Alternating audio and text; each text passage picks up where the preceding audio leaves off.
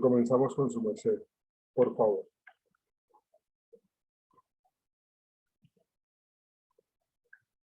No escuchamos a Andrés. Por favor, mantengamos activas sus cámaras. Roger. Sí, señor. Dale, por favor, comienza, por favor. Ya, profe, pues le estoy dando compartir pantalla, pero Bueno, entonces me ya. sale No, ya se la inhabilito. No, ya se la Ok, habilité, profe. ya se la habilité, ya lo puedes hacer. Listo, profe, gracias. Ya.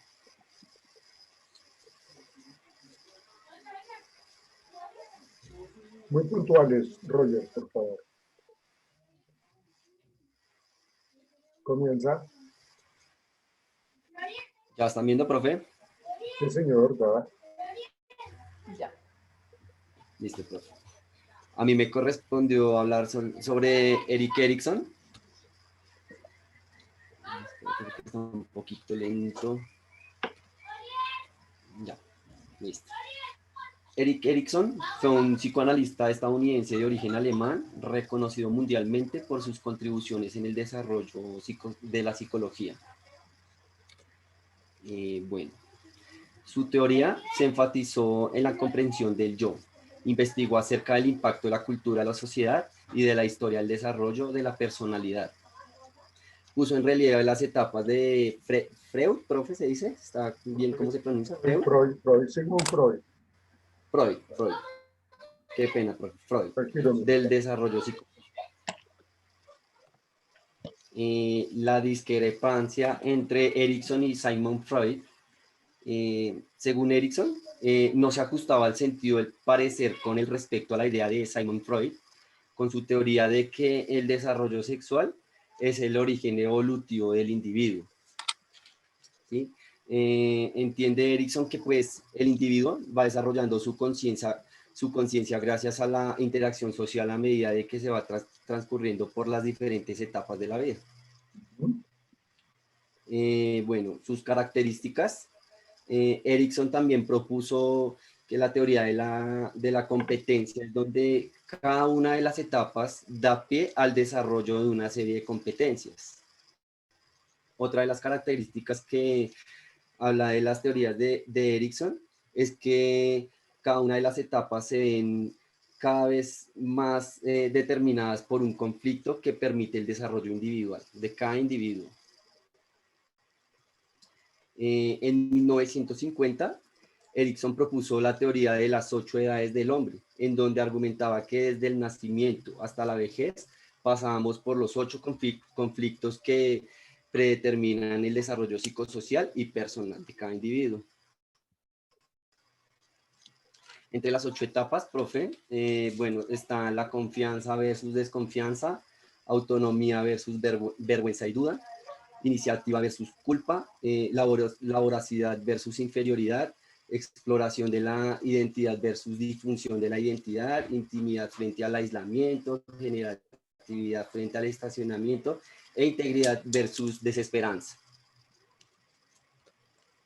En la primera, habla sobre los futuros vínculos que se establecerán con las personas a lo largo de su vida. En este estadio transcurre desde el nacimiento hasta los 18 meses de vida y depende de la relación que se haya creado con pues, el niño con la madre, ¿sí? O pues determinado individuo. En esta segunda etapa o estadio empieza desde los 18 meses hasta los 3 años de vida. Y en esta etapa se desencadenan sensaciones de autonomía. En la iniciativa versus culpa, es desde los 3 años a los 5 años, se fomentan en el desarrollo físico e intelectual. En esta otra etapa, es desde los 6 años a los 7 años, se refleja el interés genuino por el funcionamiento de las cosas, en donde se ponen a prueba los conocimientos y habilidades del niño por su propio esfuerzo. En esta quinta etapa, es durante la adolescencia, es donde el niño o el adolescente se pregunta quién soy yo, También los adolescentes muestran más independencia frente a los padres y más distancia. En el sexto es desde los 20 a los 40 años y habla sobre generar la sensación de seguridad, de compañía y de confianza, donde se explica que si se va de ese tipo de intimidad, se podría llegar a la soledad o el aislamiento, acabando en una depresión.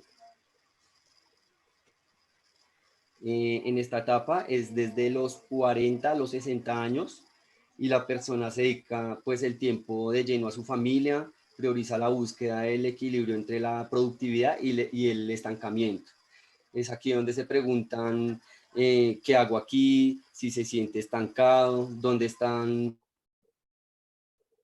el estancamiento y pues es como que no se siente muy desarrollado como tal. Es donde el individuo deja de ser muy productivo como antes, afronta su vejez tanto en el propio. Bueno, el rol. Ay, ¿qué pasó, profe? Ahí. Ah, no está.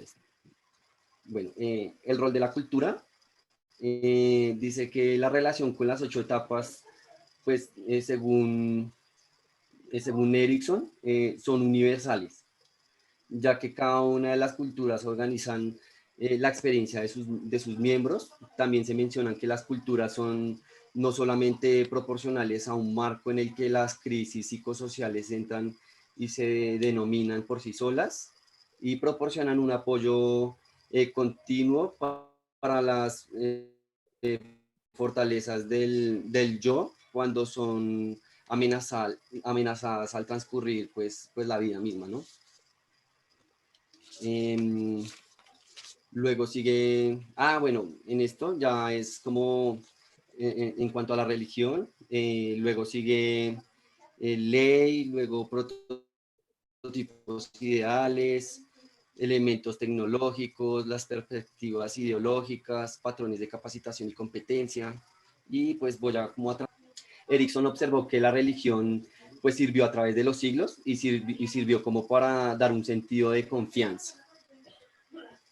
En la ley, el poder de la voluntad se desarrollaba a partir de que la batalla del niño era pues autónoma y era como para que no formara tanta pues cierta vergüenza, ¿sí? En los prototipos ideales son los prototipos pues, ideales para dicha sociedad, o sea, en cómo encajan en cada sociedad. Los elementos tecnológicos es el trabajo dividido entre la gente. En las perspectivas ideológicas es donde permite que el individuo sea fiel a una ideología. En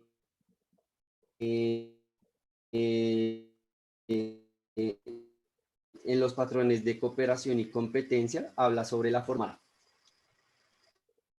Las corrientes de tradición y educación se representaban como la nutriente de la generación anterior a la siguiente, lo que venía antes y el después. Y en la octava es la sabiduría. Habla de la fuerza del yo a la sabiduría, donde Erickson describe un desapego de la vida misma junto con la muerte, que era como en la última etapa, que era en donde la vejez ya se asimilaba como la muerte como tal y la vejez del cuerpo mismo. Listo, profe. Okay, gracias. Para retirar tu presentación, gracias. Por favor, las cámaras, señoritas, caballeros. Para redondear un poco lo que nos compartía Roger con respecto a estas teorías psicosociales que plantea Erickson, la gran diferencia con Sigmund Freud es que Sigmund Freud habla del desarrollo de la personalidad a través de unas etapas psicosexuales. Pero Erickson dice no son etapas, no las podemos ver solamente o netamente sexuales, o no tienen que estar relacionadas con la parte de la libido, con la sexual, porque Freud siempre ha sido o fue una un defensor analizaba muchísimo la parte de la sexualidad del ser humano. Pero Erik Erikson dijo de que no, la cuestión es que el ser humano cruza por una serie de etapas psicosociales y que cada una de ellas va marcando un desarrollo o positivo o negativo. Imagínense ustedes una escalera en donde cada etapa debe resolverse de una manera positiva para seguir a la siguiente escala. Si se sigue a la otra escala sin resolver la anterior, de ahí en adelante la persona puede tener dificultades. Por eso que en las primeras, en los primeros, Erik Erikson tenía o colocaba siempre en cada etapa una asociación en donde se hablaba de esas crisis psicosociales que él llamaba, que por ejemplo eran de la confianza versus desconfianza, que son los primeros años de vida del niño en este caso, ¿sí? Si la mamá sabe que está en embarazo y es un embarazo no deseado, en donde su estado emocional siempre está pues, con mucha depresión, ha estado siempre muy negativo, se siente frustrada, pues entonces, pues lógicamente la comunicación uterina que tiene la mamá con el bebé, pues es totalmente negativa, porque el bebé en útero pues siente el rechazo totalmente y eso genera en el niño cierto nivel de desconfianza.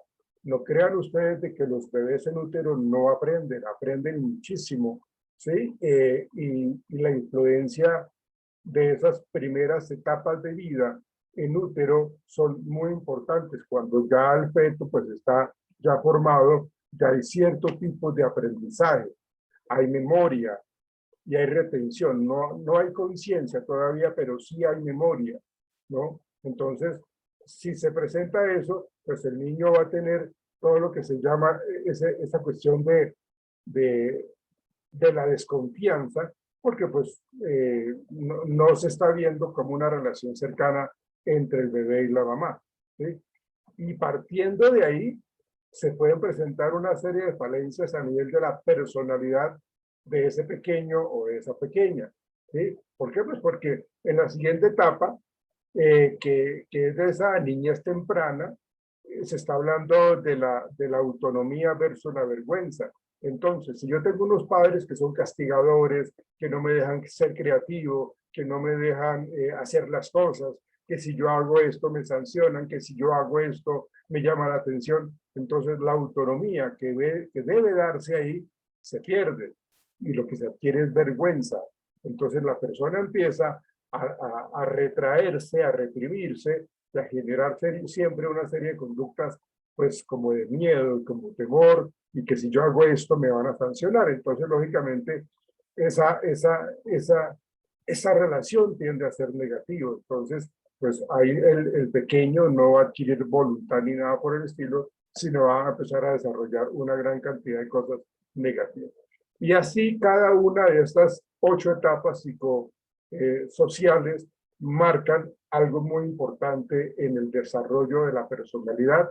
Y cuando llegamos a los años dorados, cuando la persona ya está en las etapas de adultez y la vejez, hablamos de la generatividad y el estancamiento. Entonces es pensar si sí dejé huella, si sí logré esto, generé buenos valores y bases sólidas en valores para mis hijos, entonces ya cumplí con mi objetivo, entonces me siento muy contento, me siento muy feliz. O por el contrario, vine a este mundo y no dejé ningún tipo de enseñanza. No me tienen en cuenta, no me valoran. Y todo eso, ¿por qué? Pues porque no hice las cosas bien. Entonces, en esa etapa de la adultez de generatividad o estancamiento, la persona le da miedo mirar su pasado, le da miedo mirar atrás. Entonces, cuando llegan a la etapa de la vejez, de la etapa del adulto mayor, de la vejez, pues entonces, pues allí se ve esa cuestión de la integridad, que es como el deber cumplido, todo lo que yo he hecho, todo lo que yo he logrado, todo lo que yo hice, versus, se está hablando de la integridad versus la desesperanza. Entonces es como que yo volteo a mirar atrás y de verdad no hice absolutamente nada en la vida. Hoy día no tengo nada. Y eso genera, pues lógicamente, estados depresivos, genera desesperanza, genera angustia, genera baja autoestima, bueno, una gran cantidad de cosas totalmente negativas. Bien, listo, Roger, gracias. Luis, seguimos contigo, Luis. ¿Dónde está Buenas, Luis? compañeros, profesor, ¿sí me escuchan? Ok, Luis, dale, dale. Listo. Bueno, a mí me tocó hablar sobre el señor Alfred Adler. Dice Sí, que él es bueno, voy a hablar sobre la teoría de la personalidad referente a lo que él pensaba. sí, por favor, concéntrate bien en eso. ¿No vas a compartir pantalla, no? No, profe, yo leí de lo que usted me dijo y yo hice como que un breve resumen de lo que Ok, yo entendí. vale, dale, sí, válido, hágale. Bueno, dice que él, en principio fue un médico psicoterapeuta austríaco, digamos que él fundó una escuela conocida como la psicología individual. Él trata sobre la teoría individual, dice que él creía mucho que la personalidad se desarrolla a través de los esfuerzos del individuo por superar, digamos que dificultades, más que todo dificultades físicas. Y él trata o enfoca más que todo al esfuerzo y eso lo llama mucho como un compromiso, que la persona, digamos que adquiere ese compromiso en superar ciertos problemas. Dice algo muy bonito que me quedó muy pendiente. Dice que digamos que las personas más que todo tienen la capacidad de dominar su propio destino. Dice algo muy interesante, más que todo habla sobre los esfuerzos, las cosas positivas, las metas que el ser humano, el individuo, digamos que se proponga. Ahora, algo de eso, si no tengo un concepto muy concreto, dice que a la unidad del individuo tiene la necesidad de percibirse a sí mismo como tal. Esta sensación subjetiva de la unidad, que se refiere más que todo, digamos que a la persona, es una de las bases del sentido de identidad, autoestima y autoaceptación, referente a lo que veníamos hablando. Habla mucho también sobre la conducta, que es el resultado de una relación de factores que más que todo enfocado en la parte también, en este caso, psicosocial, como él se enfoca acá. También dice que cada persona trata de superarlos en la realidad, profe. Y también tome nota de algo muy interesante que ya le digo. Esperemos un momento, profesor. Bueno, también va basado mucho en la parte de los esfuerzos, que eso ya lo mencioné como al principio, pero dice que eso más que todo va en el pensamiento, según lo que entendí. Si la persona se esfuerza, digamos que en hacer las cosas bien y todo, eso lleva más que todo a la parte de la perfección, como él lo llamaba, alcanzar la perfección, profe.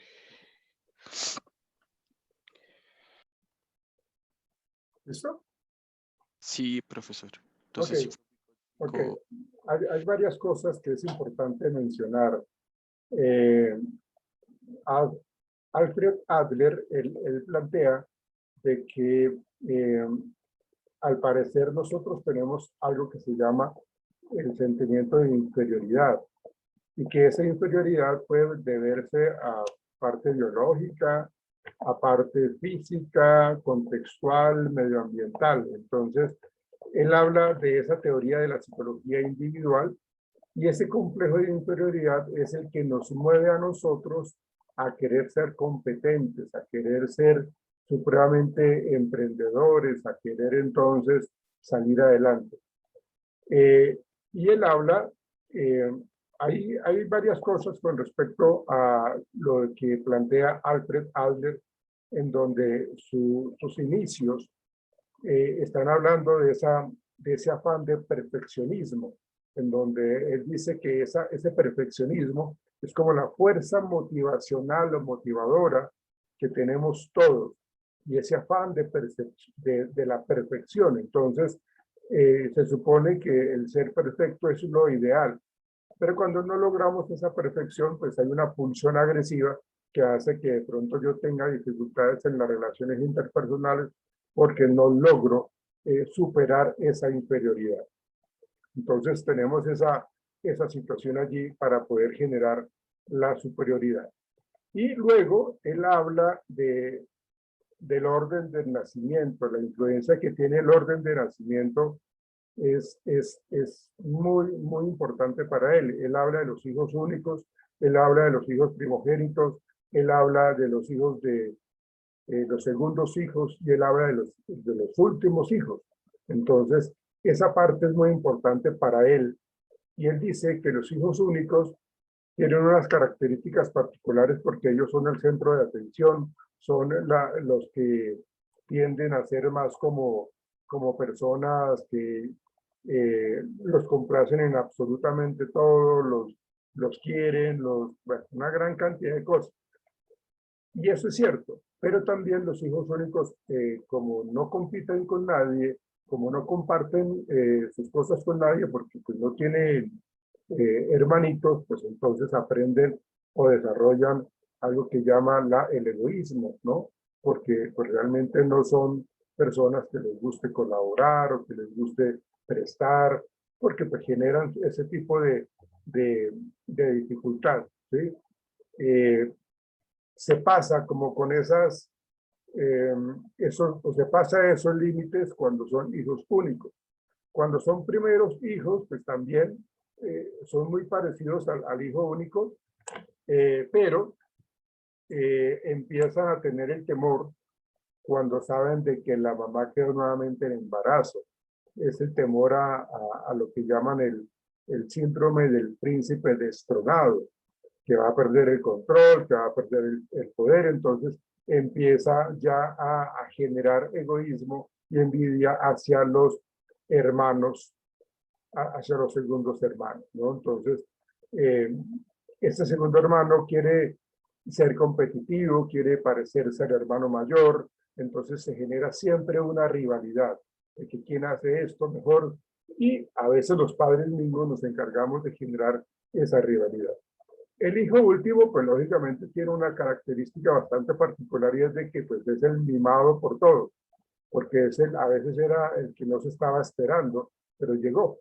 Entonces ya los hermanos ya están más grandes, entonces ya todo el mundo quiere cuidarlo, todo el mundo quiere consentirlo y no va a tener absolutamente problemas de nada. De hecho, digamos que la persona más afortunada cuando llega un último hijo es como la persona más afortunada en eso. Bueno, no nos vamos a centrar un poco más en eso. Y terminamos con Natalia Sarmiento, por favor. George Kelly. Sí, señor. ¿Vas a compartir? Pues tengo el internet un poco lento, pero sí, son poquitas diapositivas. Ok, no, ya puedes compartir, dale.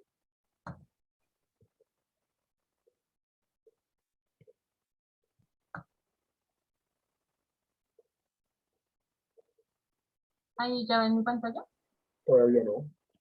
¿no? No.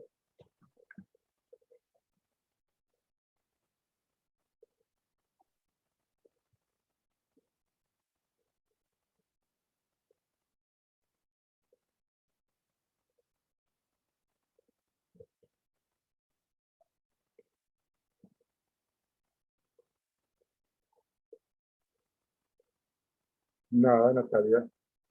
Es que no sé si es mi internet, pero creo que no Bueno, lo está. entonces dale así, socialízalo así, no te preocupes. Dale así entonces. Bueno, entonces pues una pequeña presentación de George Kelly.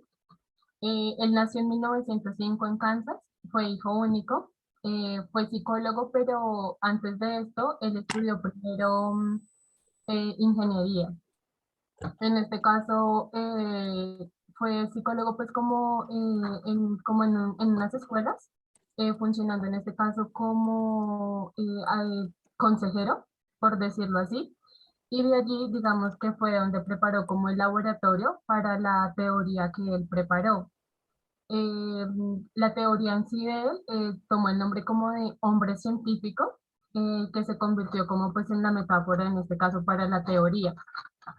Él concebía como tal que el ser humano era como un científico que construye y modifica, en este caso con la experiencia, el conjunto de conocimientos o su filosofía. En este caso, pues, él deducía en este caso, em, él deducía en este caso directamente que la persona, digamos, ya está activa. La dirección de sus movimientos la determinan es como las formas en las cuales anticipan, en este caso, los eventos. Él allí manejó, digamos, un ejemplo en el cual se basaba que decía, digamos, como imagínense que usted se va a ganar la lotería el día de mañana, pero ahora imagine que espera que mañana se acabe en este caso también el mundo, que mañana espera que se acabe en este caso el mundo. Tiene como tal, digamos, en este caso dos efectos distintos. Digamos que pues en lo que decía era que si ocurrían como tal los eventos como se anticipaban, como los anticipábamos directamente, tenían lugar a validación. De no ser así, pues claramente en este caso como que pues se invalidaban. Mencionaba que digamos que cuando las predicciones no se hacen realidad, se pueden tomar como tres opciones, por decirlo así, que era como reconsiderar cuándo y cómo se aplicaba en este caso, alterar la construcción o en este caso ya directamente como abandonarla por completo. Adicional a esto, digamos que con el ejemplo de la lotería, él informaba que directamente como que la anticipación precisa o imprecisa determinaba como tal nuestras acciones, pensamientos y emociones. Pues yo tomé como unos colorarios, es que no sé, pues colorarios creo que son como conceptos Sí, de lo que correcto. en este caso como la teoría de él. El Ujú. primero, digamos que es directamente la construcción. En el de la construcción, él informaba que como que una persona anticipa los eventos al construir sus réplicas. Directamente como que hablaba de predecir como los acontecimientos, pero basándonos del pasado, anticipando ya directamente los del futuro. También existía el colorario de la experiencia, que era donde informaba que los constructos, directamente pues los constructos es como tal el conjunto de comportamientos que utiliza como tal la ciencia, digamos directamente con nosotros, como la conciencia, la inteligencia, la autoestima, eso es directamente el constructo. Entonces, en la experiencia decía que los constructos pueden cambiar. Y pues en esto decía que como que aunque la experiencia vital podía cambiar el sistema de constructos de una persona, esto no sucede, digamos, que de manera espontánea de un día para otro, sino que depende de esa misma experiencia que lo vaya realizando. El tercero era la elección. En la elección hablaba de que una persona elige para sí misma en un constructo dicotomizado la alternativa con la cual anticipa la mayor posibilidad de extensión y definición de su sistema. Natalia, la tercera es la organización. Bueno, es que pues yo la verdad no los tomé como, pues no los tomé en orden, sino que yo leí y pues saqué como lo que yo comprendí de la lectura. Ok, dale. Mm, ¿Continúo? Sí, claro, claro. Dale. Bueno, entonces pues en la elección decía que como que permite predecir muchos acontecimientos, es decir, que las personas, digamos, con carácter más arriesgado, pues tienden a hacer la extensión de estos mismos, de, pues en este caso como de anticipar estos eventos. Hablaba también del colorario de la modulación. Ujú. En este caso, este habla como de la capacidad de un constructo para introducir nuevos elementos, en este caso, pues a nuestro propio ámbito, como por decirlo así. Está directamente también el de dicotomía. Sí. Se dice que se conceptualiza en la realidad a partir de pares opuestos. En este caso, pues los ejemplos como que arrojaba era como frío, calor, fuerte, débil. En cambio, en este caso, cuando solo se conoce uno de los polos, sería un constructo sumergido. El de la organización, en este caso, sí, para su conveniencia en la anticipación de los eventos, Cada persona desarrolla específicamente un sistema de construcción que abarca las relaciones ordinales entre los constructos. Esto, digamos que ayudaría como a evitar las contradicciones al predecir, en este caso, pues como los eventos a través de distintos constructos, ya que siempre, digamos, va a haber uno que pese más que otro. Sigue el de la fragmentación. Este sería como una persona puede emplear con éxito una variedad de subsistemas de construcción que son inferencialmente incompatibles entre sí. Sobre este, pues se relaciona con la organización, ya que este extrae como las predicciones contradictorias sin que ello conlleve a una desorganización del conjunto. El rango directamente es un constructo que solo es conveniente para la anticipación de un rango finito de eventos. Este hace referencia a que cada constructo es eficaz para predecir si se utiliza en este caso para hablar de los aspectos para los que el constructo resulta ser prácticamente útil. Digamos que como se hablaba anteriormente, que es como cuando sí se eventúa lo que digamos se predice. El otro sería como tal individualidad. Este dice, las personas difieren entre sí en sus construcciones de los eventos. Las diferencias psicológicas entre las personas depende del grado de similitud entre sus sistemas de constructos. Está también el común. Este dice que si bien cada persona es única, existen algunas semejanzas, perdón, de un individuo a otro. Este directamente ya, pues, digamos que por lo que pues yo entendí, es que, digamos, dos personas que compartan la misma cultura tendrían mayor como probabilidad de parecerse en comportamientos, valores. Es lo que llaman la comunalidad. La comunalidad. Ah, perdón, yo lo puse como común, pero bueno, gracias. Y ya el último sería como el de la sociabilidad. Este dice que en la medida en que una persona construye los procesos de construcción de otra, puede participar en un proceso social que involucre a la otra persona. En este caso dice que como pues es más probable que atendamos una persona y esta nos caiga bien si somos capaces como de reproducir su sistema de constructivos.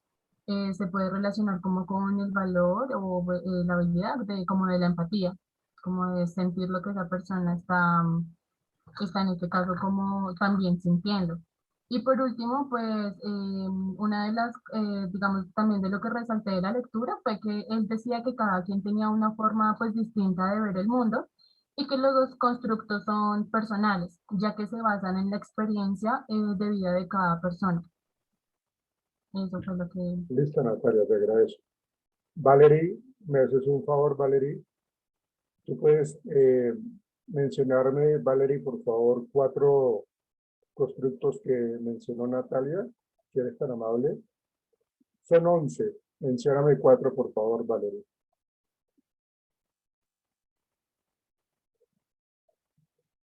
¿Quieres colocar el micrófono, Valerie, por favor, que no te escucho?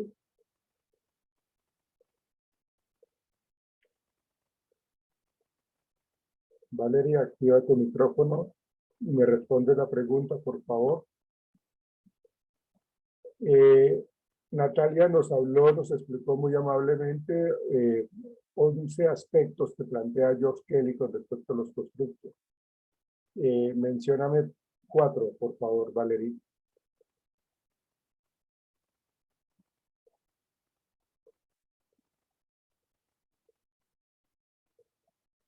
Pero es que yo te he visto conversando allá con otra persona, Valerie, tú no estás prestando atención a clase. Todo el mundo está muy concentrado en su espacio, en su casa, en clase, y yo te veo socializando allá. Pues, si usted de pronto quiere socializar, pues no ingrese a clase, porque entras, sales, quitas la cámara, la colocas, y cuando estás con la cámara te veo socializando. Entonces, pues, no estás prestando atención, porque uno no puede estar haciendo 2 cosas a la vez. Uno no puede prestar atención y estar conversando a la vez. Entonces, yo sí te pido el favor de que respetemos estos espacios porque es para el aprendizaje. Pero por lo menos presta atención. Si no tienes micrófono, por lo menos presta atención. Si eres tan amable. Bien. Ahorita, cuando regresemos del segundo corte, ya para finalizar esta clase de hoy, vamos a hablar de empoderar. Entonces, permítanme, por favor, voy a salir ahorita y regresamos y yo me centro entonces ya en el tema de empoderamiento, porque ya cubrimos las teorías de la personalidad que yo quería que ustedes escucharan. Hay muchas más, pero me parece que escoger algunas de ellas era importante para poder como contextualizar un poco la psicología de la personalidad y cómo todo este tipo de teorías están o se tienen que tener en cuenta para un contexto organizacional. O sea, todo esto que tiene que ver con psicología se ve influenciado o influencia en la parte organizacional. Entonces, terminamos lo de las teorías de la personalidad y vamos a seguir con el empoderamiento. Entonces, vamos a retirarnos y ya nos regresamos. Ya nos vemos, muchachos.